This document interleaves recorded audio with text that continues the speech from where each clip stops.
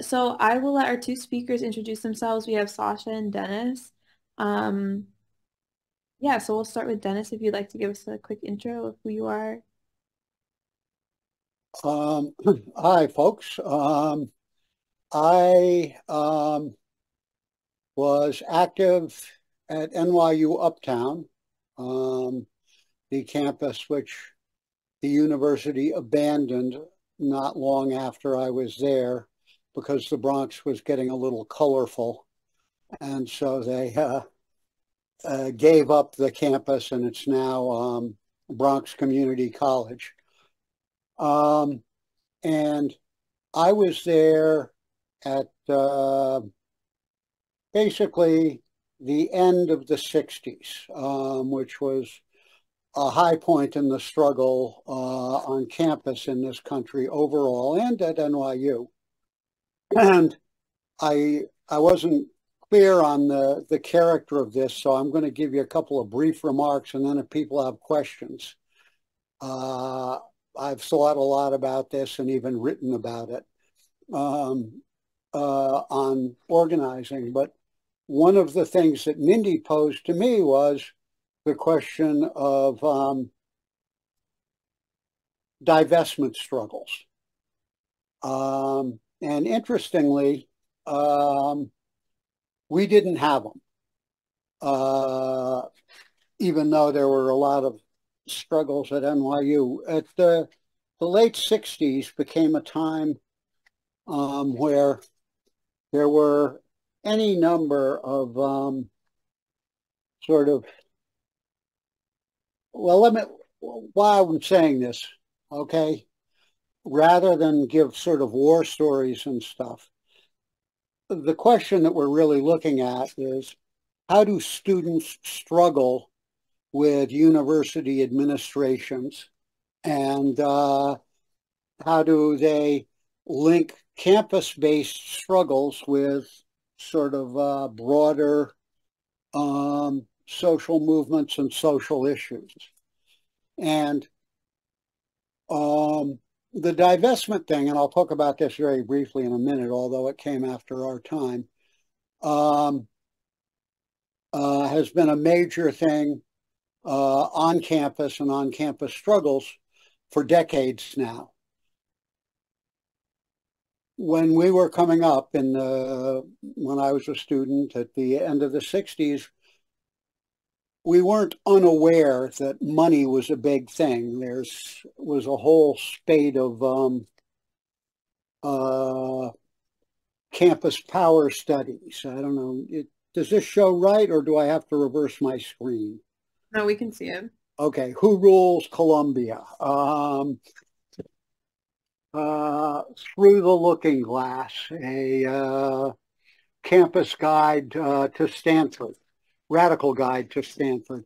And we had ours. This came out in 1971, NYU Inc., which was based on the kind of power studies that were being done by a guy named G. William Domhoff, who wrote a book called Who Rules America, which is still in print in, I don't know, the 13th edition or something. But this has a great deal to do with the campus and money, but particularly with who's on the board of trustees, how being on the board of trustees, they advance their own personal economic interests and so on. I will say that we were not unaware that money was one of the big things that gave the administration power over us, and also provided a target. And I will just offer briefly the experience of May 1970, which was, although it's fallen down sort of the great American memory hole, was the largest campus strike in the history of the country. It was nationwide. You may know of it from Kent State and Jackson State, which were massacres that took place during it. But at NYU, we took over on the downtown campus the Courant computer, which was running under a contract from the Defense Department, was built under it.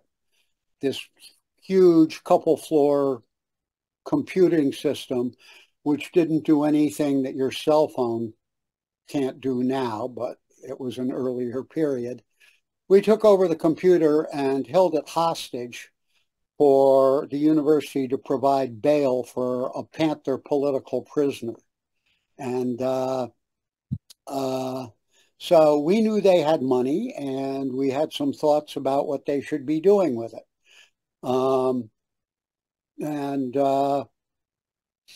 The struggles that we were engaged in at that time primarily had to do with two things. One was the war in Vietnam, which was still raging and would continue to do so for some years afterwards.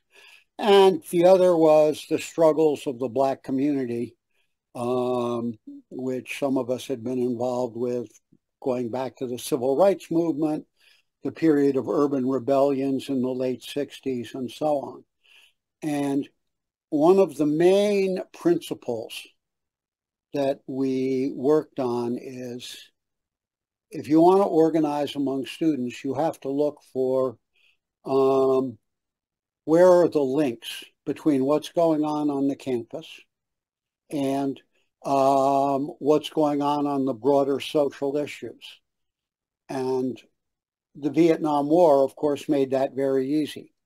Students were being drafted, campuses were doing war research, and even more, the campuses were complicit in drafting students. You know, if your grades weren't good enough, they'd turn you over to the selective service system.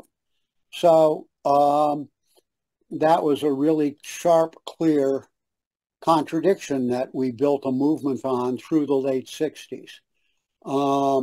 Until Nixon caved and gave up the draft, period, after doing it, because it was a thing where if you did well in college, you would get an exemption. And if you were a regular high school grad who was working in a plant or bumming around or something, you got no exemption, and you wound up in Quezon or Haiphong or someplace like that. So it was a serious question. Now, I'm going to just go briefly to the question of divestments, which has been a major campus tactic. This first arose after I was at NYU, but arose in response to the uprising of students in South Africa, in Soweto, and the assassination of one of the leaders of that movement, Stephen Biko, by the South African government. And there was a national call for boycotting everything coming from South African activists, but all over. And South Africa was not particularly easy to boycott. Their exports were mainly Krugerrands, these big gold coins. And frankly, college students weren't paying a lot of $450 to buy a gold coin, which was supposedly an investment as well as a way to support South Africa. So people started figuring that using the university's endowment and where it was invested was a way to hit it. And since then, it has gone on. You know, environmental stuff has been a major thing on campuses. And now, of course, we've had for the last 10 years the BDS movement, boycott, divest, sanctions. And so that continues on campuses, and people have gotten fairly sharp about targeting it. So I don't know what all else people want to do. So I will stop and kick it to questions if people have them, or other presenters. Sasha, I know, has got things to say. And I can also say things about repression, because we did face some on campus. I will definitely ask about the repression on campus and thank you for your thoughts. I will let Sasha introduce themselves for a second and then we can jump into those questions regarding repression and I'd love to hear more about those magazines that those different campuses were putting out. But before we get to that, Sasha, did you want to introduce yourself? Yeah, I guess I'll speak to more of a like very recent experience and more of like an experience of a grad student. So my story is I'm originally from Russia and I was escaping Russia. I got into a PhD program at NYU, moved to NYU, didn't know what America is about, what is it all about. I just really needed to leave my country because I was organizing there and like things were getting really dark back in 2018. And then I spent last 5 years in the PhD program in politics at NYU. And the last 2.5 or 2 years of it, I was basically fighting my department over the content of my work because my work had to do with white silence, and I was writing about structural racism and undoing structural racism and like calling out political science for its colonial origins and all these things, which I found very like reasonable to talk about, especially around BLM and around like the genocide that's still happening here in the States. But my department would never find it real, so they actually terminated me. And like, I would love to talk a little more about this at some point too, how like this, my personal struggle with the institution and administration evolved. And on the other side, I also had like the organizing experience. It's not like top level organizing. I was helping to do the strike that happened in 2021. And it was the strike of the working it was spring 2021. It was the strike of working grad students when NYU was renewing its contract with the union. And that was the point when union tried to push like raise the minimum wage, getting rid of cops on campus, changing harassment laws, like rules on campus. And NYU would resist any sort of changes for a year. So that's where I engaged sort of like as a strike organizer in my department. And was mostly like reaching out and trying to mobilize people. So I can talk a little bit more about that. And yeah, and I completely agree with Dennis. Like the thing that I also experienced myself a lot, especially with the Russian background and Ukrainian background too. I was like, my internal struggle at NYU is necessarily connected to everything that's happening around. And like what's happening in Gaza right now is part of my struggle right now, even if I'm not technically in school, so I'm really happy that a lot of people joined today and that we have this a wonderful opportunity to talk about all of this. So yeah, let's maybe start with the questions. Yeah, for sure. So my first question is in regards to some of the censorship that you both faced while you were on campus. And I'm glad that we get the different perspectives as you each had different like different spheres of organizing. So for Sasha, like what are some forms of repression that you faced on campus for speaking out on a specific topic? So it's actually, I just realized it when I was preparing for this panel and thinking about it. The ways of repression were mostly like, so when they didn't like my first paper on white silence and I wrote it in like, I was writing it right after BLM was happening. And then the final, like the BLM of 2020. And then the deadlines and everything, reevaluation of the paper was around summer 21. And that was right after me organizing for the strike. So there was also a little bit of retaliation. But what they did, they put me on probation to revise my paper. I did the revisions. They accepted the revisions, but then still put me on a year-long probation with like 10 requirements for like everything with 10 requirements, but no particular criteria. Like you have to write 2/3 of your dissertation and then they should look good.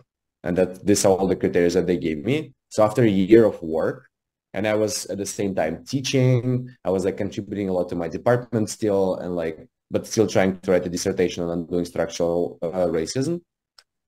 And after I did this in summer 2022, that was the end of the first year probation. They just didn't like it. They gave me no reasons. They just didn't like it, that how my dissertation looked like.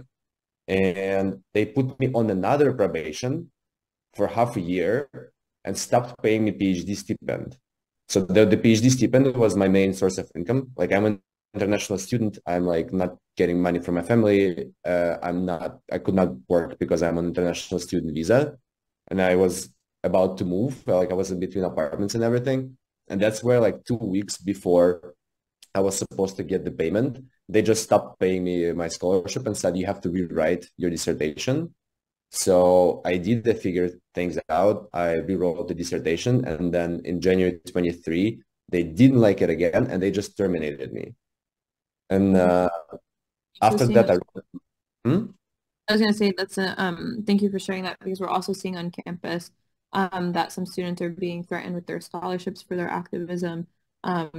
And so this financial component is really important to note. exactly, because yeah. Oh, sorry, continue. Yeah, because I was stunned, like how many people I talked to, like personally, who are students in like different departments, especially students who get some sort of aid from university. This is usually the point that they used to manipulate you. They would, like one of my friends, they wouldn't let her graduate from a master's because they revoked all the aid, like $30,000 that they gave her at the beginning of the program. They revoked it right before the end. So she has the debt of $30,000 right now just to get her diploma, basically. Because again, she was speaking out about she was talking about public safety and cops and all this stuff. Yeah. So in my case, they just stopped the scholarship like this. And as I tried to argue with them, also they would always act on this like, we understand the context of the world, referring to the war and how I am affected by the war and how I've been speaking out about this, and I'm like completely illegal in Russia right now. But they were like, we understand that still you have no money, you cannot work, deal with this, you have to write one chapter by Halloween and one chapter by New Year. So I was like, okay. Very interesting, like the financial pressures, but then also the apathy that is being shown by administration. I'd like to see how your experience actually compares to what Dennis experienced while he was on campus. So Dennis, what were some of the forms of repression that you and other student activists faced? Actually, there wasn't a whole lot. They didn't like us much. I got to NYU in the fall of '68, and the first thing that happened, I ran into a couple of people I knew already, and within a week we had formed a chapter of Students for a Democratic Society. And again, this is uptown. Downtown had a chapter for continuously from the mid-'60s. But the administration fired a black administrator who had just been hired. And NYU did not have a whole lot of black students then. At the Uptown campus, which was partly an engineering school and stuff, it was a literal handful. Most of them recruited for NYU's basketball team, which was not a powerhouse. But you know, they formed an organization called Katara.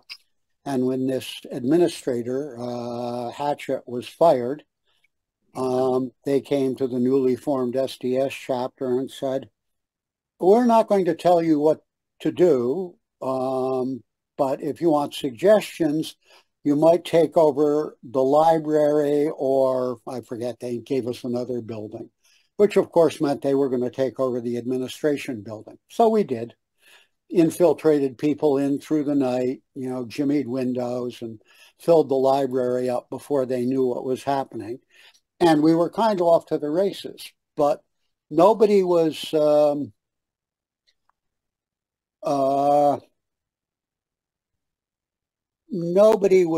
I think, disciplined for that one. They were a little scared to take on the black students, so they tried to finesse it and deal with it and offer some concessions. And they didn't care that much about us. The other thing is, and this is very important to emphasize, is it was huge. I mean, the young people now are heroes to me. because it was much easier to be a student radical at that time. You could get apartments all over New York for $150 a month, and pack 3 or 4 people into them. Near my campus, there was a pizza price war on, got down to 2 slices and a soda for 40 cents. So we ate an awful lot of pizza. But, the student debt was not the ominous burden.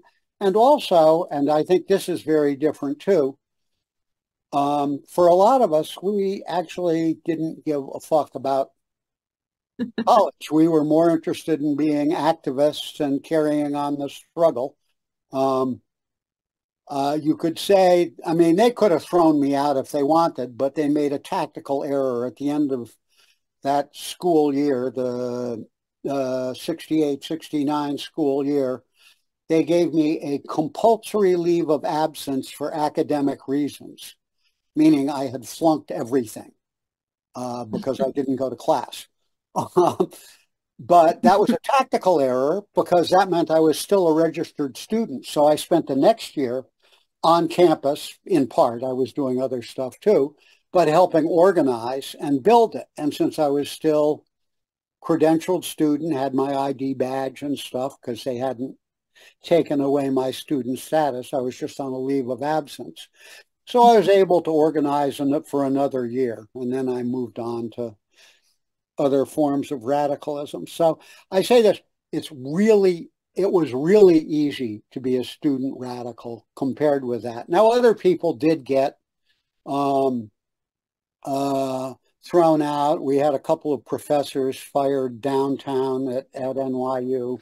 One of them, when the South Vietnamese ambassador had been invited by the administration to speak, and some professors took part in the protest, which resulted in a pitcher of water being emptied over the ambassador's head, to the embarrassment of NYU and to the delight of much of the student body. So people got dumped, people got fired, people got thrown out or disciplined, but it was not much of a much. Yeah.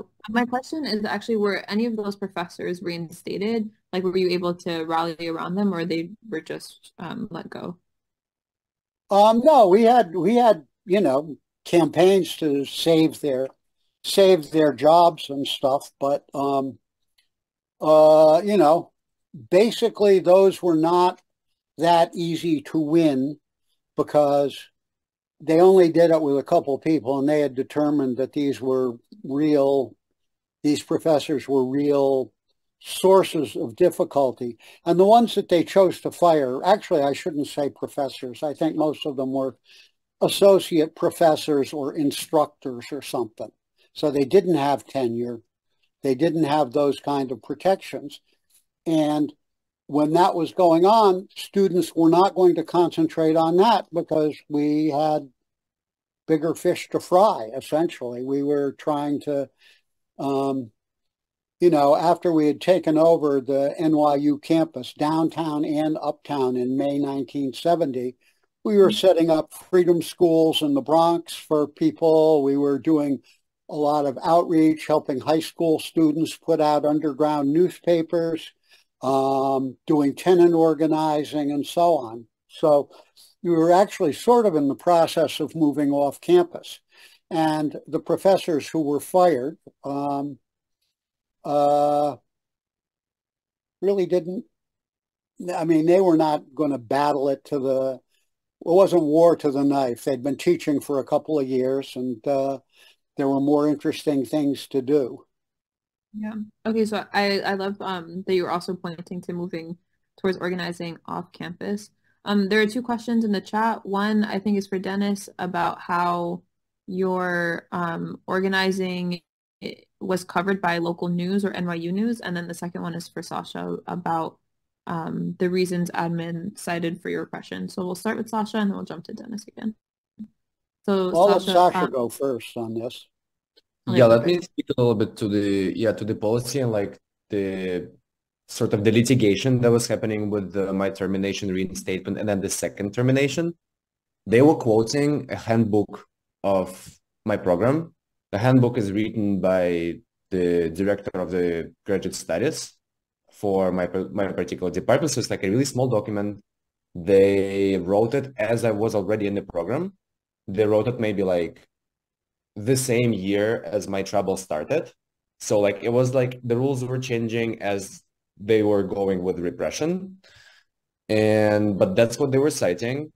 The only thing that gave them the reason to terminate me is that my advisors had to like approve my paper. And I was just thinking about this, is that if they don't approve, and the criteria for approval is that your paper has to be publishable. That's all. So there is nothing. After I kept asking them, like, what do you mean? Like, what makes it bad? Like, what exactly don't you like? Like, no one gave me any particular answer except for like, oh, you have too many quotes, or you have to add more math. I'm like, okay. So the only reason they would cite was this handbook, and there would really be no reason to apply this, but they were changing in the way to like kind of cover up. And then that exactly what reinstated me, because when I was writing an appeal to my first termination, I was appealing. You have to appeal first with your department, then appeal with the assistant dean of graduate school that covers your department. In my case, it was Graduate School of Arts and Sciences, and then you appeal with the dean. So I wrote the first appeal with my department. They said no, like still terminated. I was like, okay.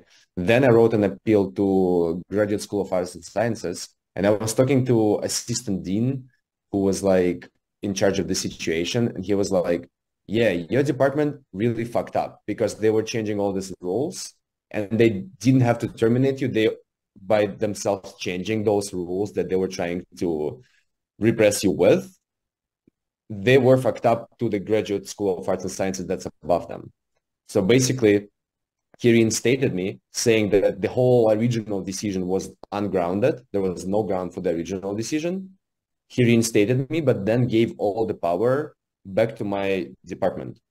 So when one of the requirements that this assistant dean created for my reinstatement was rewrite the first paper on white silence that I wrote like 3 years ago that started the whole situation, rewrite this paper with the same advisors who started the whole situation and who started my termination in the first place.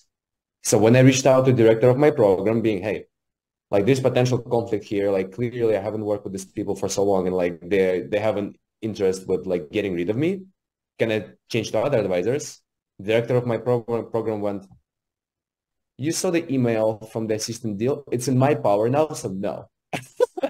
And that's how they would justify everything. They would just stick to the point where they would put me in a really vulnerable position, strip my money off because to the money, how they stripped off the money, it's the part of like my stipend. It says that you have to be in good standing in order to receive that stipend. So once they decided that I'm not in good standing, that was also very shaky and not super like down to the legal details. But once they decided it, they stripped me off my scholarship, and that's all. Yeah, I guess these are the technical parts. Yeah, so one question that we do have, and then we'll jump to asking about how things are covered. But our administration, as it was noted in the comments, is changing policies a lot. Sasha, if you have any recommendation of how do you sort of combat these changing policies, or how do you call out administration for the fact that they're changing their language constantly? Well, in my case, it all boiled down to all official emails because I had to like interact with my department and like refer to those changing rules on the way. So I would call them out in an email, or sometimes when it comes to things like this, because with like your research paper or some sort of work that you do in your program, it's not just you who's affected by those rules. So it's always nice to have other students being like, hey, what does publishable mean? Like, how do we pass this? And like just having a few people who will write a collective email, just like, ask them what those rules are, and like, hey, you just changed them, like, what does it mean for us? You know, like emphasize how important it is for every student to be clear on that. Like, I think that already does the job, because then when I was already interacting with like the upper level graduate school administration, I think that's what gave me power. Just seeing all my emails and seeing all the process of like, hey, I've been trying to follow the rules, but the rules were following me.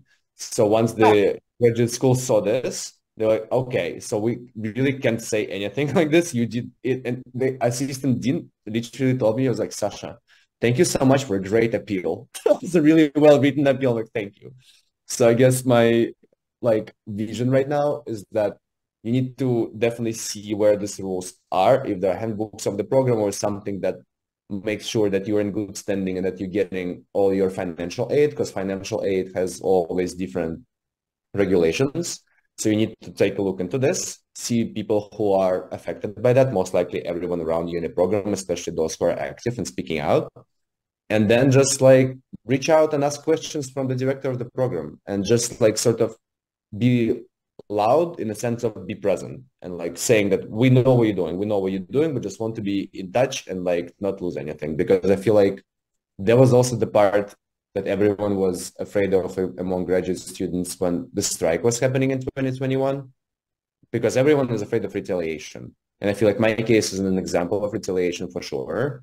But the part that union was doing very well, and like the part of job that I was doing as like a strike organizer in my department, is just talking to people and explaining those rules and telling them if retaliation is going to happen, it's not going to be that bad. And we're still very blessed to be in New York, to be at NYU, and like our situations are very protected. There are more marginalized people who are like suffering from this in NYU or outside of NYU. And this is who we should be thinking about, you know.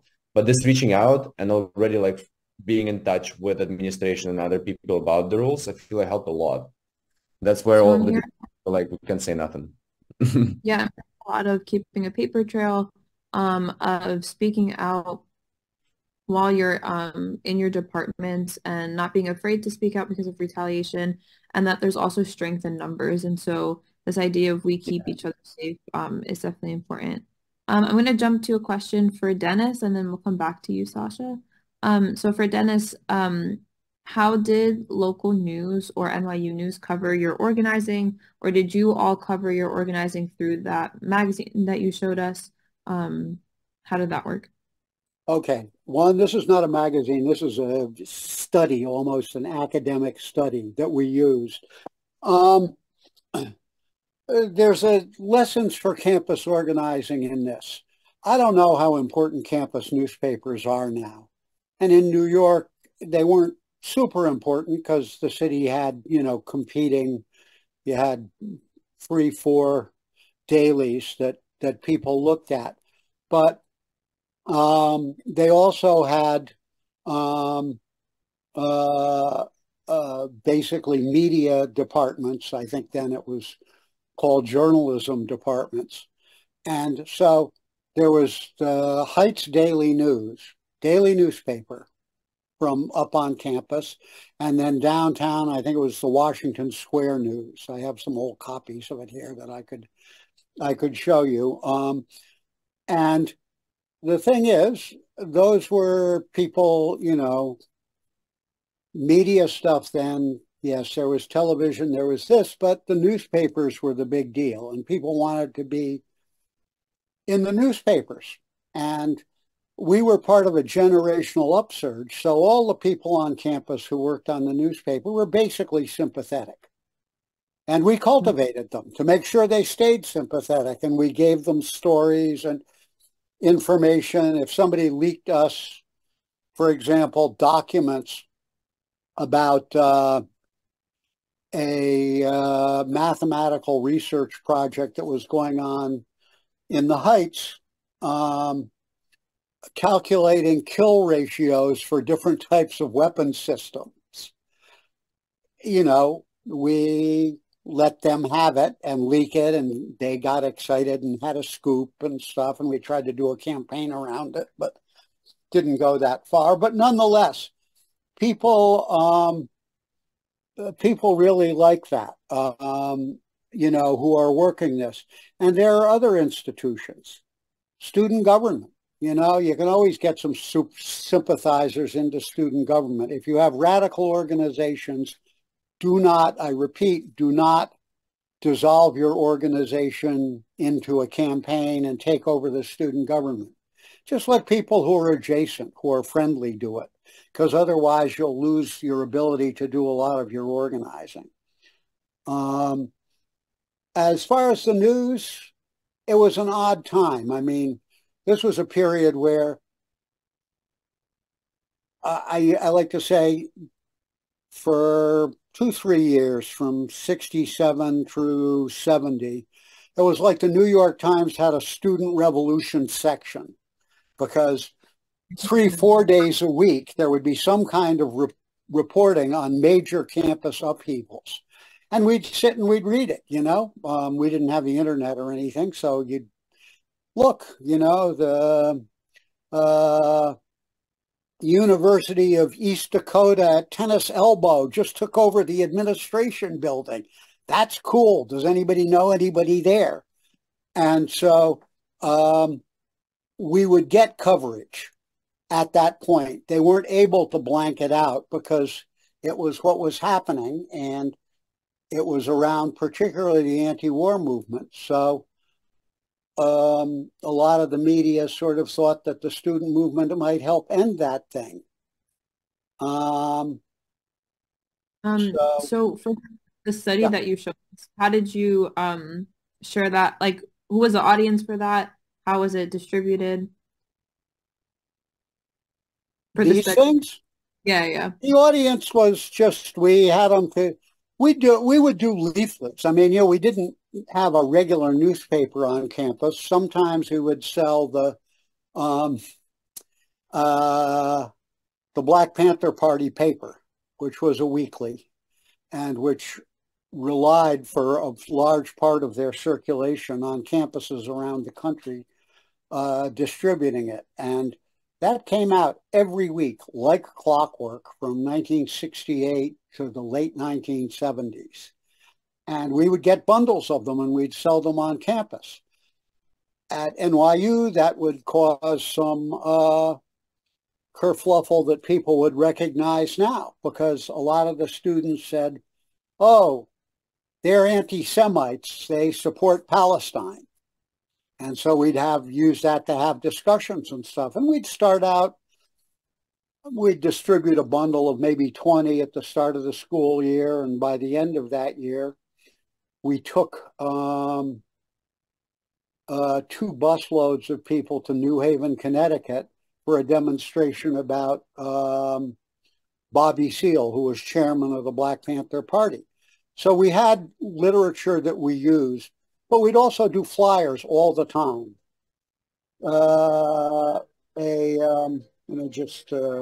This should be going away. Boom. Hang on. Apologies. We, Dow Chemical would have a recruiter on campus. We do a flyer, come demonstrate. We do various things like that and carry them on. Also, there were radical papers, not so much in the Bronx, but around NYU, you could always get a story in the Village Voice or some anarchist paper coming out around Tompkins Square. So it was possible to get our stuff around. I see Jules here has a question about that. The internet played a huge difference in all of this. I mean, unfortunately I don't have faces here, but if you have a little in the icons, there should be some place, reactions. If you go to your reaction icon on the bottom of the page, I would like to see how many people here read a daily newspaper. Just give a thumbs up or something if you do. My guess is nobody. No, we've got a moderator who does. Congratulations. I sort of do. I read the Guardian every day, but I read it online. it's not how people consume news anymore. So I think social digital media have made it harder in some ways and easier in some ways. Yeah, for sure. Um, You Beautiful. Thank know, you so we could go into it, but you guys know that probably better than I do. much. Thank you for your insight on like how information was spread and the use of newspapers. I'll jump back to a question for Sasha. Um, there's a question that says that we know of students who have faced disciplinary action and have had their scholarships and other tools on campus been taken away from them. Do you think that there's a double standard in reporting on the consequences people face? If there was a larger media pretense on your case and other students, if that negative press for NYU like would have changed the outcome of what happened to you? Mm-hmm. Yeah, I mean, again, from my situation is a little like the specifics of my situation is that it was a PhD program. So all the double standards were coming from the prestige that my department, like if I understand the question correctly, that there was a lot of double standards in how department would treat me and other students, how they would talk about our situations in a sense of like the only thing they care and the only thing that my department and I'm pretty sure a lot of other departments want to maintain with their PhD students is their prestige and the discipline. And prestige is your publications, where you go with the NYU affiliation, all these things. So as long as you can give them um, any sort of value in this sense, they would always talk about you and like try to help you. In my case, I was not trying to engage in this and play this game. So I was like, I told one of my advisors a while before all of that happened, I was like, I'm not trying to do a career in political science. I don't really care. I want to make good research, give back to people who gave me education, who gave me everything that I have here, and be square. But since I wasn't bringing them the value of prestige, they literally just silenced me and shut me down. And I guess, yeah, if there was a larger media pretense and if it was some sort of informational action around it, that would definitely help. Because one of my biggest things, and I feel like definitely around organizing for Palestine or just having individual experiences is one of the biggest things is the isolation that you feel because I felt so much like I felt very powerless in terms of who I can reach out to talk about this, when talk about my situation or talk about how it connects to my organizing. The only moment when I remember I actually talked about it in NYU news outlet was completely by chance when there was a demonstration against the war in Ukraine and I was in Times Square and one of my students, like the students in my TA group, he was covering this through one, I don't even remember the newsletter, but with one of the newsletters, and he just randomly found me in the crowd and was like, "Oh, Sasha, hi, like, do we want to talk a little bit?" I was like, "Oh yeah, sure." And that was my only way to connect to any sort of like informational, like surrounding about around, my section of NYU. And I feel like if there was definitely like media, social media, or at least some sort of informational flow here would definitely help, like 100%. Because it really breaks my heart to like see how widespread situations like mine are at NYU and how a lot of people also feel completely like powerless in terms of who they can reach out to just at least raise awareness about this and help other people who are in similar situations not to face consequences as I did. Like I feel like that would definitely help a lot and just being straightforward about how administration tries to put you down, how the administration actually tries to like get rid of you if you're not bringing them the value. Yeah, so I'm hearing a lot about how NYU cares about, and we definitely see this, how NYU cares about prestige, how it cares about image and things of that sort. A question for both of you, and we'll start with Dennis for this one. What were some challenges in terms of your organizing on campus? Um, you're muted, Dennis, but the question was some of the challenges that you faced organizing on campus. Well, some of the problems I see. Yeah.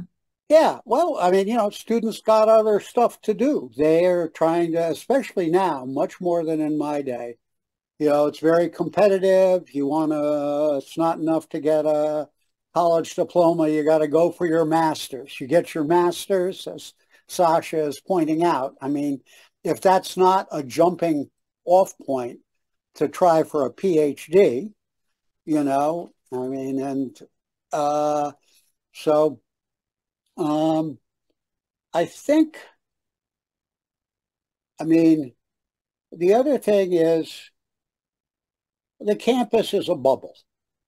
You're whether it's NYU, Columbia, who pride themselves at being in the heart of the big city and stuff, it's an inwardly facing institution. And you carry out struggles there and try to do it, but it kind of makes you feel like you should be getting out and about more. I would argue that it's very important for people to do organizing on campuses, still do it, and think about, how you're reaching people, how you're organizing people, how you're educating people who are your fellow students, because they can be a social force. When the 60s culminated in May 1970, and I keep harping on this, but we closed down more than half of the colleges in the country. And the form that it took was they freaked, they panicked. And so they would make an announcement. You're right, this invasion of Cambodia is a terrible thing, and the war is doing it. And you wonderful young people should go back to your communities and organize around it. Incidentally, everybody passes so that you don't have to worry about that. And we're closing the dorms in 3 days. And that was, if you'll forgive me, a reference to one of my favorite Chinese philosophers, the revolution is a fish swimming in the sea of the people. They drained the people for us. The campus radicals, we stayed on campus. We did the kind of organizing I was talking about. Everybody else said, well, cool, let me go home and get a jump start on getting a job before the kids from the other campuses get out. So, but I mean, the back down was enormous on their part. We exerted huge power. And now you're in a somewhat different position where the contestation now is, I think, couched in different terms. I mean, with us, it was, is the campus going to be complicit in the war machine or oppose it? The struggle now is, and it's, the firings and stuff are a more important element of this, is it's a democratic struggle. Are the campuses going to live up to what they advertise as their purpose and so on? Or are they going to knuckle under to big bucks donors who want anything that seems pro-Palestinian or anti-Israel squashed like a bug? That's kind of the battle. So you fight that on two fronts. One is you keep protesting and doing activism and imaginative tactics and so on and so forth. And you jam the university around its supposed ideals.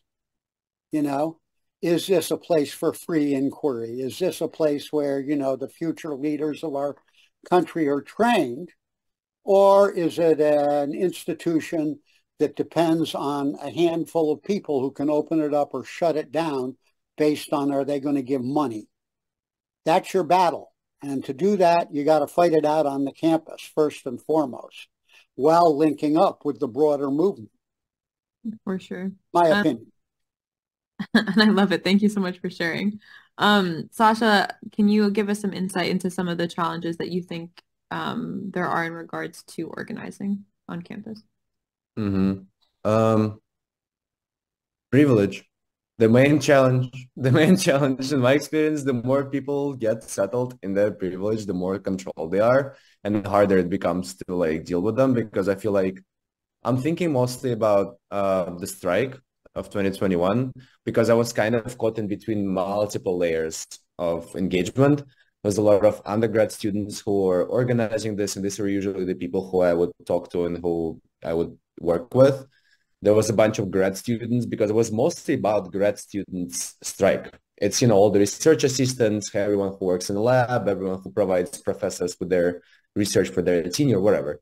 Like all these grad students were the active part.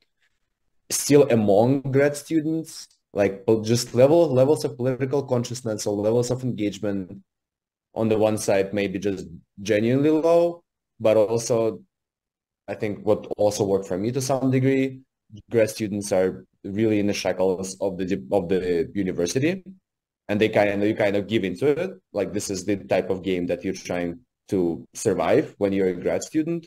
You're working a lot. You're just like trying to do it for whatever reasons you have. But that definitely made it really hard to organize among grad students. I was like, girl, you're in political science department. We're all talking about politics here, but that was the hardest, especially among like white students, the white international students, when they would talk about like cops and Black liberation in the States. These people would always be like, oh, it's none of my problem. Like, I don't really care. I'm just doing my research. I'm not going to strike. I was like, okay, this makes zero sense, but let's keep talking. I feel like uh, the deeper, like the higher it gets in the hierarchy of the administration, that's where it becomes harder and harder to make any sort of convincing point. And that's where I feel, in my opinion, talking should sort of step away. And that's what, if you want to engage with something higher, you need to take action. And you just need to do things that are going to put them in a position where they have to revisit their rules or they have to revisit their decisions, you know? So I feel like my main challenge was finding this sort of the political consciousness and people who can be at the same time powerful and helpful or resourceful, but at the same time be like human enough to relate and just help out, you know? Yeah. But the strength is once you find these people, you just stay with them. I feel like a lot of these people, to what Dennis was saying, is a lot of these people are also engaged in activism like all around. It's not just related to NYU. And if anything, with situations like Gaza or Black liberation or even Ukraine, like it's necessary to deal with this outside of NYU too, to sort of like, I feel like to have a proper focus on the issue rather than just trying to fix our own internal problems, you know, because at some Well, point, hmm? I have a follow-up question for you. What were some of the ways that you could spark that consciousness in people, or that you like? What are some strategies that you took in your organizing? I feel like I wasn't I was mostly acting off of what people already organized, and I felt a lot of like very helpful. What was really helpful is that Union could reach out to literally every student. They have a lot of emails and everything. They were running their newsletter, and they kind of created a buzz around this whole situation. So we even had like chats through departments, within department, or across departments with other grad students, and that's where I would usually like try to talk to people and just like spark conversations. That was already enough. Like for some people, the tipping point was that, oh, someone in my department who is like also political scientist or whatever, they are talking about this and they are making a point. So of course I will participate. So I feel like already having the infrastructure, not the infrastructure, but having like the sort of informational infrastructure and the buzz and like awareness of the fact that strike is happening or something is happening, that helped to like create a foundation for the conversation. And then just like, I am just a really stubborn person and I'll just like, I'll just keep reaching out. I'll just keep talking. And I feel like that definitely helped to like find people who relate and maybe were afraid or not ready to take action. And, but there's a lot of people who will like listen to you and then will happily go keep doing their thing. Perfect. Same question for you, Dennis. What are some strategies that you all took while you were organizing on campus? So I know you mentioned like the computer and you had mentioned the leaflets, but what are some other protests or like forms of protesting that you guys took? Oh wait, you're muted once again. I'm old, forgive me. You're good. The we spray painted a lot of shit with slogans and so on. That's not necessarily well received by many people, so it sort of depends on the circumstances and so on. I think your goal is to get your core of advanced people, the people who mostly agree with you or around you, and figure out how to use them to engage broader sections of the community. Okay. As far as tactics go, there's all kinds of tactics you can use. Here's an example that somebody asked about the campus paper. There was a Dow chemical recruiter came to our campus. They were making napalm for Vietnam. We hadn't organized anything, so we spread a rumor that we were going to napalm a puppy dog in opposition to protest the Dow presence there. And, we got a lot of people out, the entire, such as it was. NYU football team came out to beat us up and rescue the puppy dog. And we made a big show of it. We had a jar of ginger ale and then denounced them and said, you're out here to save a puppy dog. These people upstairs are killing infants and families and burning down villages. Come with us. And it was great. We took like 35 people into one of those university interview rooms. And the guy fled. So we dumped a gallon of beef blood into his suitcase, which he had carelessly left behind, and then took the other gallon of beef blood down and wrote Dow kills on the patio in blood in front of the campus. This naturally got coverage, but they also fucking dropped a dime on us. Being journalists, they mentioned my name as running down the stairs with blood on my hands. So they tried to, we had some kind of disciplinary hearing, but they couldn't make it stick. So, you got to think of things that will get attention. You want mostly to get the attention of the people who are likely to agree with you by doing something that will make them think, I could do this too. There haven't been a lot of hunger strikes in this. Hunger strike might be good if you get some people who are serious about it. Armband days is another thing. Get armbands. Give armbands to everybody, that just like this pin that I wear, which if people want to get in touch with me, I made about 700, and when I get rid of them, I'll do more. But make an armband that just says Gaza, nothing else. No, from the river to the sea, no ceasefire now. Focus attention on what is happening to the people in Gaza and ask people to wear an armband for one day. Print them up. They're easy. Try to get a union printer, I have to say, but, and then pass them out and see if people will do it. It's try to get people engaged in some way around that. So those are all tactics. They're not strategies, and you have to think broader about how what your strategy is. And to do that, you have to break down, I think the central contradiction that you have, which is that a lot of the university structure, administrators, officers, the professoriate, all that will basically be sympathetic with you, but they're scared. And we have to, jack them into they should do the right thing or say the right thing or feel shame if they don't.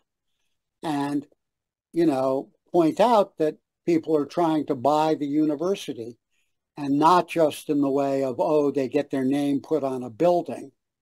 They are trying to by what gets taught in the school. And I think that that's the struggle that you're in now. That's your strategy has to be trying to narrow the target, mainly not the administrators, mainly the board of governors and the big donors, and say,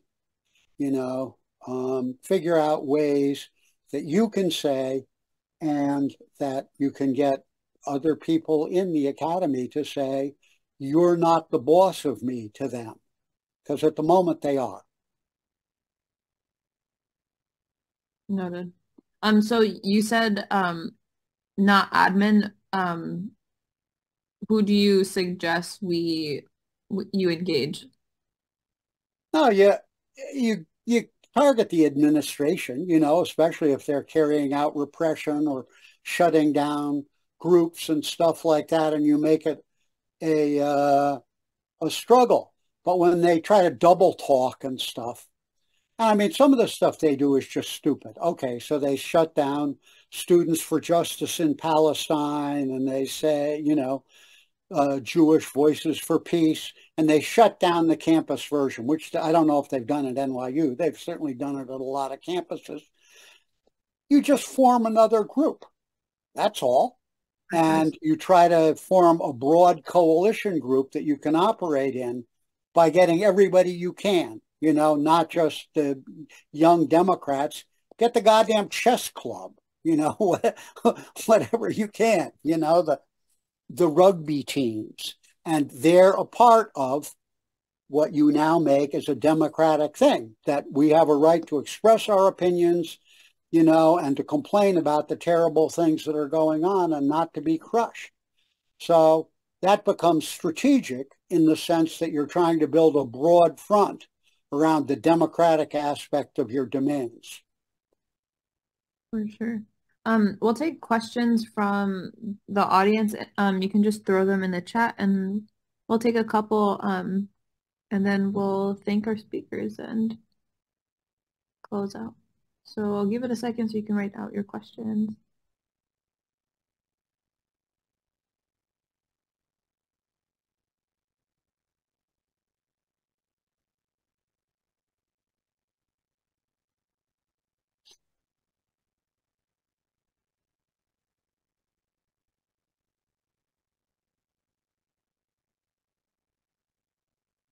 Yeah, you can also just unmute and ask your question if typing is taking a minute. Does anyone have a question they'd like to ask? Please also say who your question is for.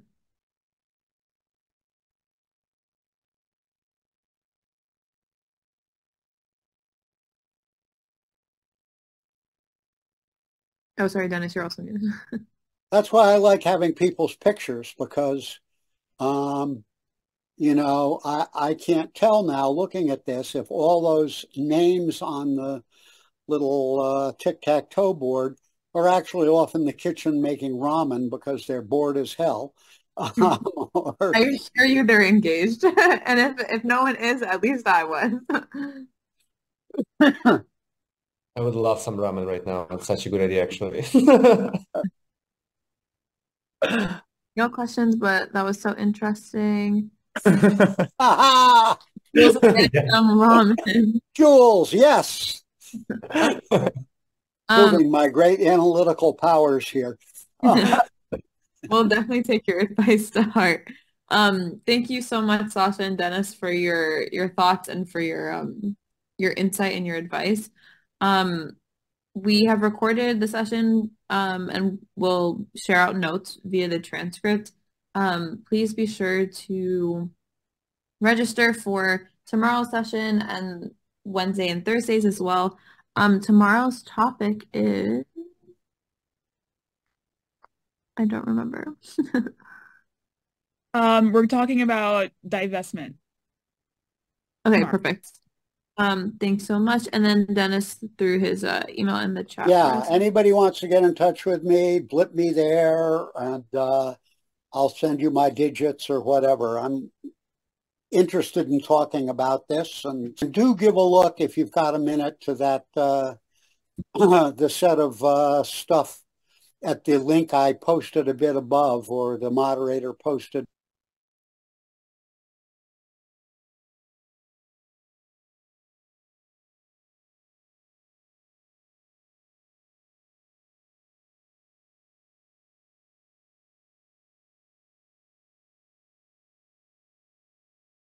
Hung there the day after the students were killed at Kent State in Ohio. So there's some cool NYU bits. Perfect.